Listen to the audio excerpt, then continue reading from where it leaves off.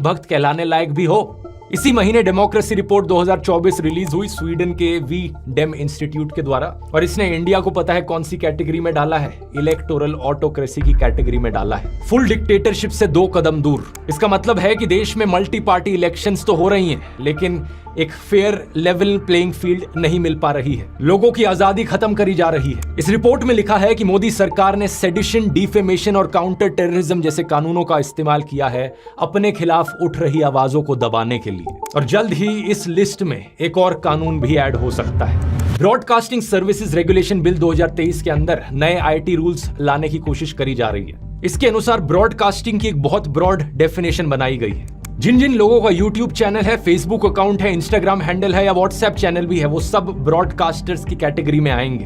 हर broadcaster को सरकार के सामने जाकर रजिस्टर करना पड़ेगा, और सरकार की एक सेंट्रल इवैल्यूएशन कमेटी होगी जिसको बहुत ज्यादा पावर्स दी गई हैं।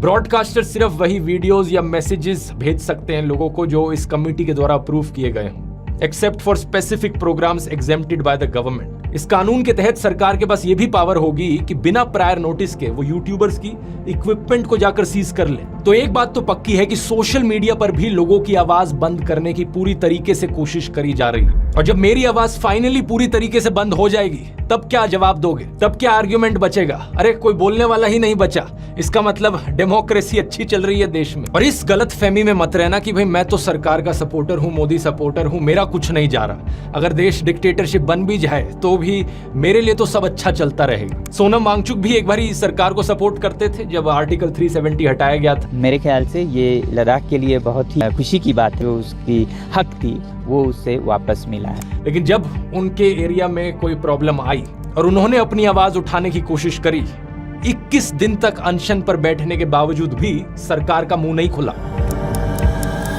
डिक्टेटरशिप में एक डिक्टेटर सिर्फ अपने अहंकार, अपनी पावर, अपने पैसे से मतलब रखता है, उसे जनता की कोई फिक्र नहीं होती। बहुत से किसान भी सरकार के समर्थक थे, लेकिन जब उन्हें पता चला कि उन्हें अपनी मांगे रखने का अधिकार भी नहीं दिया जाएगा, सारा मीडिया उन्हें देशद्रोही करके बदनाम करेगा, तब उन्हें एहसास हुआ कि डिक्टेटरशिप का क्या मतलब हो सकता है। आप एक स्टूडेंट हो, पेपर लीक होता है, चुप बैठे रहो। बढ़ती महंगाई के खिलाफ आपको आवाज उठानी है, आवाज दबा दी जाएगी।